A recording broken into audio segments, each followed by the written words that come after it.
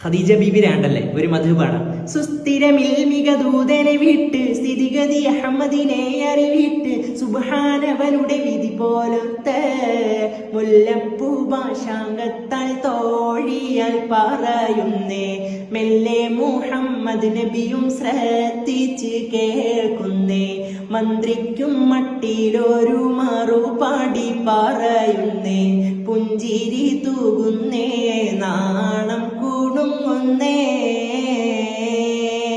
മക്കത്തെ രാജാത്തിയായി വാണിടും ഖദീജ ബി മുന്തി മുഹമ്മദ് നബിയെ വേൾക്കാനന്ദ ജബല്ല മാലിനി മണിയായ ഖദീജ ബി ചൂടുവിലായി സമ്മതം തേടുന്നേ സന്തോഷം പേറുന്നേ.